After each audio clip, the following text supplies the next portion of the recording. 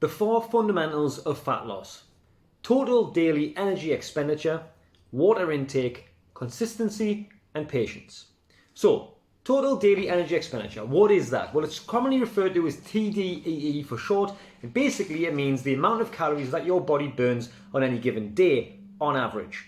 So, your body burns calories by performing actions, whether that be lifting a heavy dumbbell or blinking or anything in between. This also goes for any actions that your body takes that are involuntary, i.e. breathing, heart beating.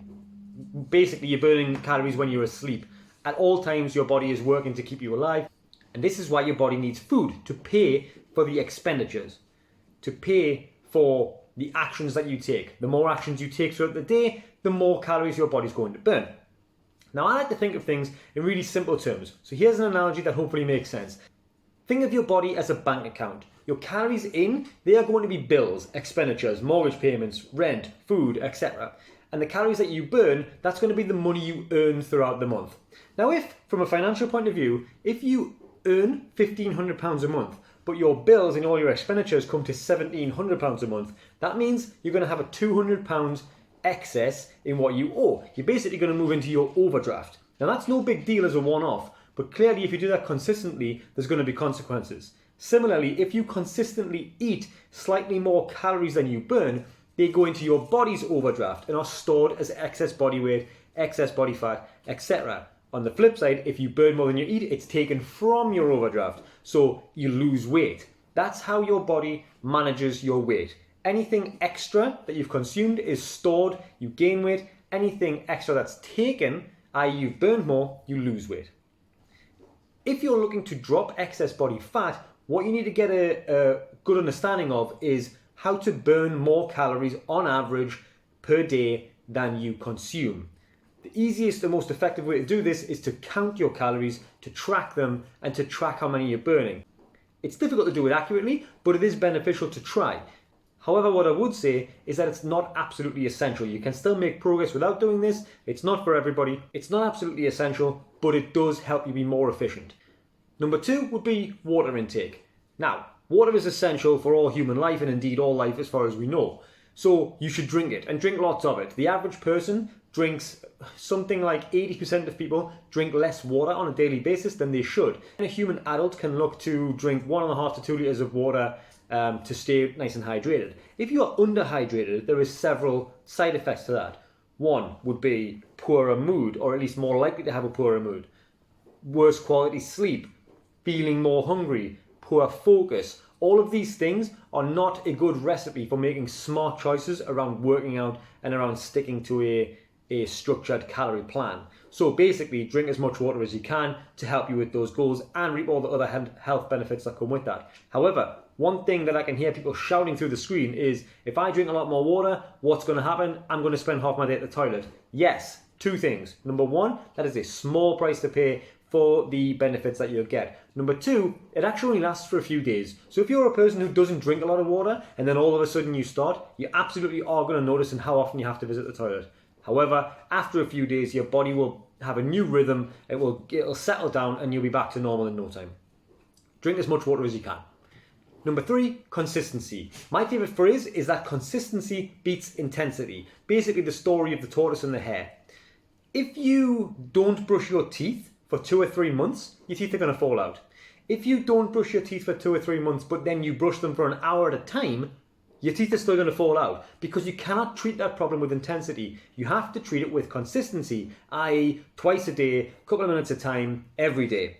If you do that, not only are you more likely to have better dental hygiene, when you do miss a day, if you're out camping or you forget or whatever, what happens? Nothing. Nothing happens. If you miss one morning, your teeth haven't fallen out by tea time because you've built that consistency over time.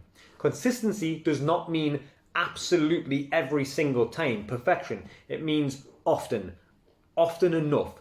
The same can be applied to your fitness goals. If you work out regularly and you consistently eat the amount of calories that you've been programmed to eat given your particular goals, when you stray from that path, when you miss a workout, when you go over your calories or whatever, that has little to no impact in the long term because you've built that resilience through your consistency.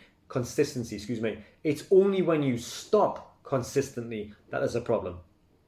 And that leads us into the fourth on the list, patience.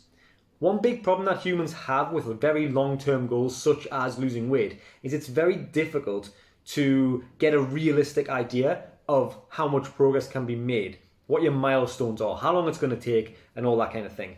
The answer is it's probably going to take longer than you think, but it will definitely be worth it. Nothing's going to change overnight, nor do we want it to. Everyone's heard stories of...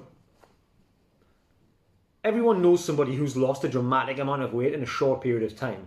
But did you know that around 80% of people who lose substantial amounts of weight in relatively short periods of time, i.e. 20 pounds inside 6 weeks, not only do they put that weight back on, they normally put on more in the next 2 years. So a vast amount of intense effort in a short period of time to get the results they want, and then almost all of that work is undone over the next 2 years. For this reason, I would suggest that if you have excess body fat to lose, a goal of around about one pound per week is not an unrealistic target. If you have more than average amount of body fat to lose, then you could probably expect that figure to be a little bit higher, and if you have less, then it could be a little bit lower. But generally speaking, broad numbers, 1 pound per week is not an unrealistic number. Now, a lot of people, when they hear that, they think that doesn't sound like a lot, that's going to take forever, etc. But 1 pound per week is not an insignificant amount of weight. In 12 weeks, that's almost a stone. In 6 months, that's just over 2 stone. Now, 6 months sounds like a long time, but the fact is that 6 months is going to pass anyway. If you do not take steps towards your goal, in 6 months' time, you're still going to be at the starting point. My advice would be, take the sustainable approach and build habits that are going to serve you well in the future, in the long term, for the rest of your life, so that if you do need to revisit them, you can do, and if you don't, you have the knowledge and the capability to maintain your new physique going forward. Can I help?